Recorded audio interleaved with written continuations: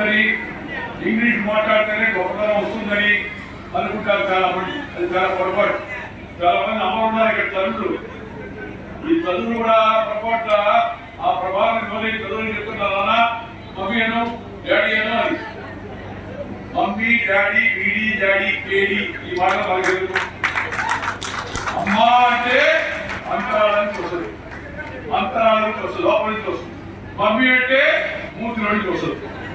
ఒకసారి సాయంత్రం వెళ్ళి కావాలంటే రాత్రి ట్రై చేసుకొని చూడండి. అమ్మా అంటే ఎక్కడి నుంచి వస్తుంది, మమ్మీ అంటే ఎక్కడి నుంచి వస్తుంది. అందుకని మనం ఎవరైనా మన తెలుగు భాష మాట్లాడుకోవాలి. ఇందాక చెప్పారు కదా, ఇంట్లో వీధిలో గుడిలో బడిలో అమ్మ గుడిలో ఆఖరికి బడిలో కూడా తెలుగు భాషలోనే మాట్లాడుకోవాలని ప్రతిజ్ఞ మనందరం తీసుకోవచ్చు. తెలుగు భాష దినోత్సవం రోజు శాస్త్రవేత్తగా, చరిత్రకారుడుగా, సంఘ సంస్కర్తగా అనేక రంగాల్లో బహుముఖ ప్రజ్ఞానం చూపించిన వారి పిడుగు రామమూర్తి భద్రుడు గారు. ఆయన జన్మదినాన్ని తెలుగు భాష దినోత్సవంగా జరుపుకోవడం చాలా సముచితం.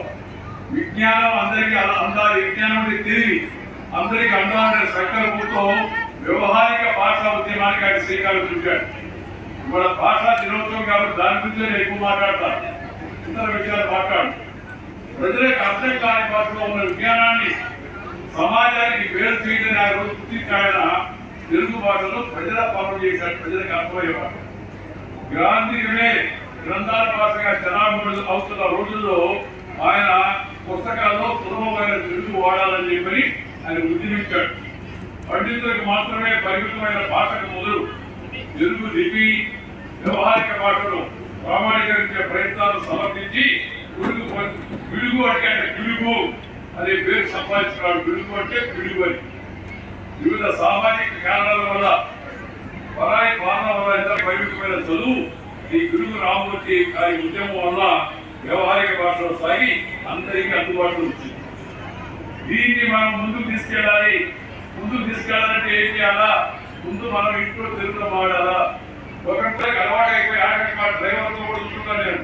డ్రైవర్ కూడా చూసేటప్పుడు అన్నా తమ్ముడు వాడు బ్రో బ్రో బ్రో నేను అడిగాను, ఏంద్రా బ్రో అంటే బ్రోకర్ రాదు కాదు సార్.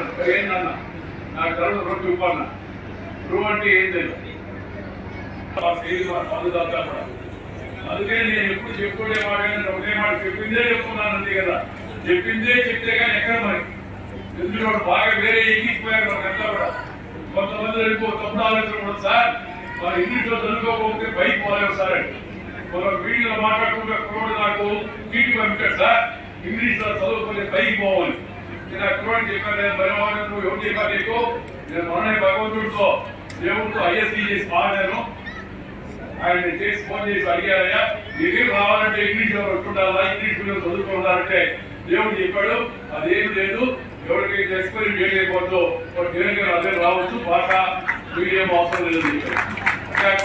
సార్ అడిగారు సార్ మీరు సరదాగా చెప్తున్నారు, నేను అడిగింది పైకి అంటే పైకి నాకు అర్థమైంది కావాలని నా మాట చెప్పాను. నేను పైకి రాష్ట్రపతి మాతృభాష చదువుకుంది.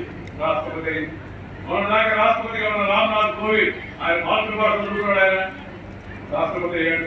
ఈ దేశానికి రెండవ అత్యున్నత యొక్క రాజ్యాంగ పదవి ఉపరాష్ట్రపతి పదవికి పల్లెటూరులో ఈడి పడవ చదువుకున్నాడు. నేను ఉపరాష్ట్రపతి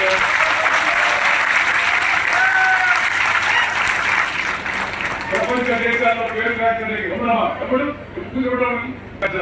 శ్రీ నరేంద్ర మోడీ గారు కాన్వెంట్కి వెళ్ళాయన ఇంగ్లీష్ చదువుకోవాలా ప్రపంచంతో ఏమైనా పేరు తెలుసుకున్నాడు. ప్రపంచ నాయకుల్లో మనం చూస్తే సర్వే చేస్తే 68% మన ప్రధానమంత్రికి ఉంది. అమెరికా అధ్యక్షుడు ట్రంప్కి 32%. అర్థమైంది. అలాగే ఈ దేశ ప్రధాన న్యాయమూర్తిగా పనిచేసిన మన తెలుగువాడు గోత్రపాటి వెంకటరమణ మన దాకా చీఫ్ జస్టిస్ ఆఫ్ ఇండియా అయ్యాడు. రాష్ట్రపతి, ఉపరాష్ట్రపతి, ప్రధానమంత్రి, ప్రధాన న్యాయమూర్తి వీళ్ళంతా మాతృభాష చదువుకొని తెలుగు భాషలో లేదా వాళ్ళ సొంత భాషలో చదువుకొని అక్కడ దాకా వెళ్తే మనం పైకి అనుకోవడం తప్పు కదా. ఈ తప్పు అయ్యే విషయాన్ని అందరూ గమనించాలి. గమనించి మనం మన మాతృభాష చదువుకోవాలా.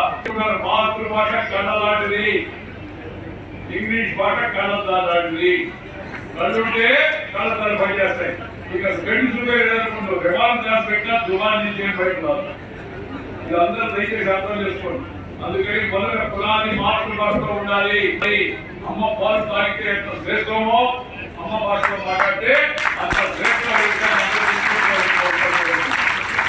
అందువల్ల మాతృమూర్తి అమ్మ, జన్మనిచ్చిన అమ్మ, మాతృభూమి, మన పుట్టిన ఊరు, అలాగే మాతృభాష, అలాగే విజ్ఞప్తులు చేశారు.